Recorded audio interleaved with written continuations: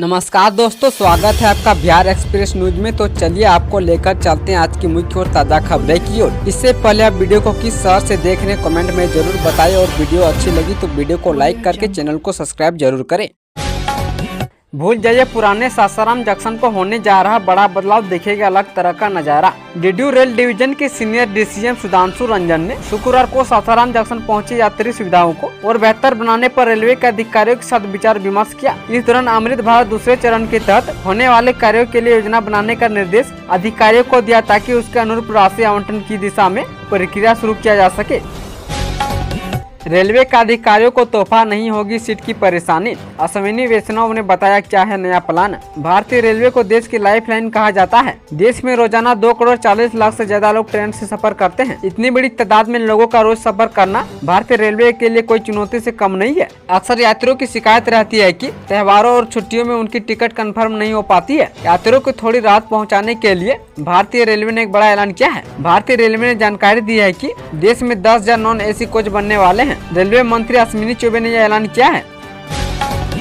Muzaffarpur bypass जाने कब तक बनकर होगा तैयार, पटना से पूर्णिया नेपाल का भी सफर होगा आसान। बिहार में कई सड़क प्रोजेक्ट का काम निर्माणाधीन है। बरसात की वजह से सूबे के कई प्रोजेक्ट की रफ्तार धीमी हुई है। इनमें मुजफ्फरपुर बाईपास का निर्माण इस साल पूरा होने की संभावना है। इस बाईपास के निर्माण का काम तेजी से करने का निर्देश दिया गया है। वहीं इस बाईपास के बन जाने पर एक तरफ जहां मुजफ्फरपुर शहर से ट्रैफिक का दबाव कम होगा तो वहीं पटना से नेपाल, पूर्णिया सहित गोपालगंज होकर उत्तर प्रदेश जाने आने वाले को भी सुविधा होगी।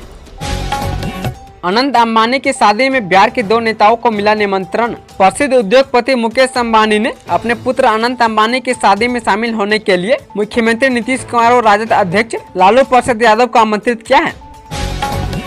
23 जुलाई को बजट पेश करेंगे वित्त मंत्री। संसद सत्र की तारीखों का हुआ ऐलान। देश में 18वीं लोकसभा के गठन के बाद अब मोदी सरकार अपने तीसरे कार्यकाल का पहला बजट पेश करने जा रही है। केंद्रीय बजट 2024 का तारीखों का ऐलान भी हो गया है। वित्त मंत्री निर्मला सीतारमण 23 जुलाई को संसद में बजट पेश करेंगी। दरअसल 18वीं लोकसभा का पहला सत्र समाप्त हो चुका है। वहीं 22 जुलाई से 12 अगस्त तक संसद सत्र चलेगा।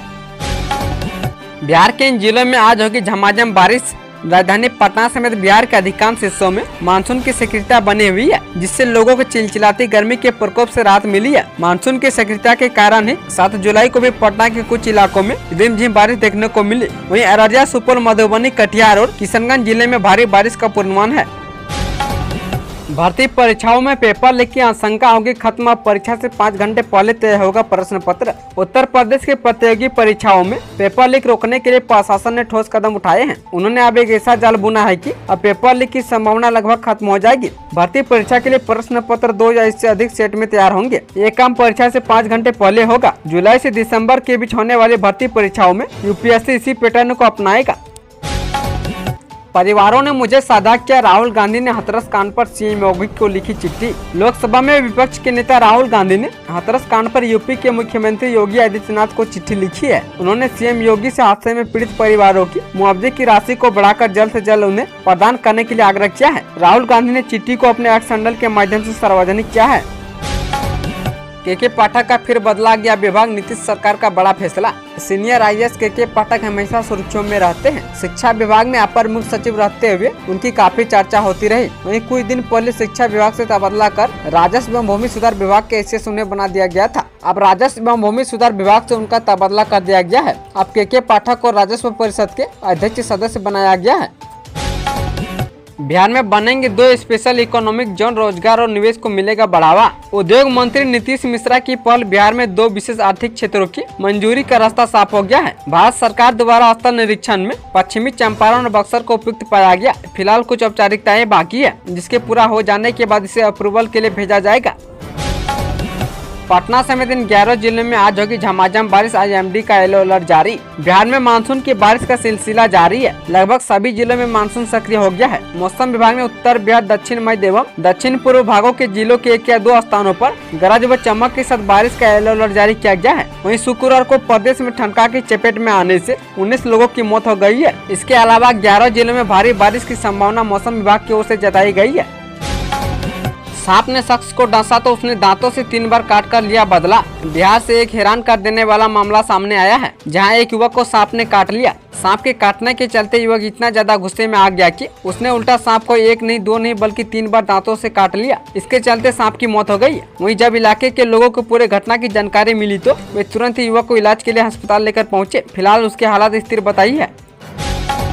रुपौली में बीमा भारती पर बरसे नीतीश कुमार। बिहार के मुख्यमंत्री नीतीश कुमार ने पूर्णिया जिले की रुपौली विधानसभा से राष्ट्रीय जनता दल की प्रत्याशी बीमा भारती पर निशाना साधा है। सीएम ने कहा कि जो हमको छोड़कर जाता है उसका गड़बड़ हो जाता है। नीतीश ने दावा किया कि रुपौली उपचुनाव में जनता दल यूनाइटेड के उम्मीदवार कलाधर मंडल की जीत होगी। इस दौरान उन्होंने पुराने समय की याद दिलाते हुए लालू यादव और राबड़ी देवी के शासनकाल पर भी निशाना साधा।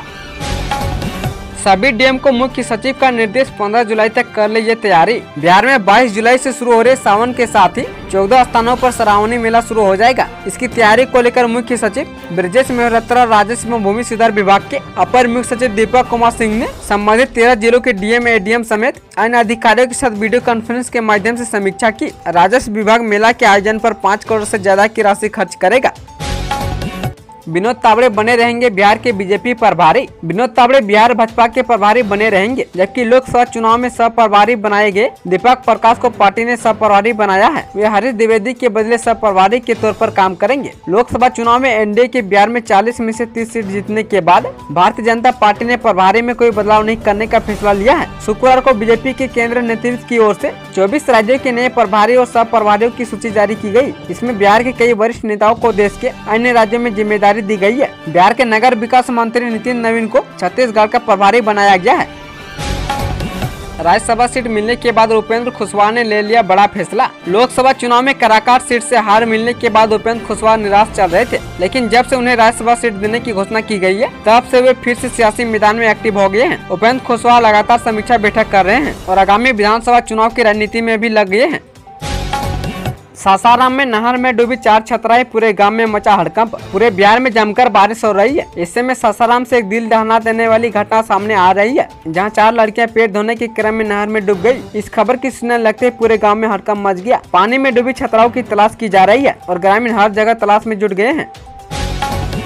पटरियों पर बुलेट की रफ्तार से दौड़ेंगी ये टॉप क्लास ट्रेन। पटना से दिल्ली के बीच सफर करने वाले यात्रियों को अब जल्द ही अमृत भारत एक्सप्रेस ट्रेन की सौगात मिलने वाली है। इस सुपरफास्ट ट्रेन से अब मात्र 12 घंटे में यात्री पटना से दिल्ली पहुंच सकते हैं। साथ ही 130 किलोमीटर प्रति घंटे की रफ्तार से ये ट्रेन पटरियों पर दौड़ाते हुए चलती है। इसके परिचालन के लिए रेक का डिमांड किया गया है। इसी साल लोग अमृत भारत ट्रेन का आनंद उठा सकेंगे।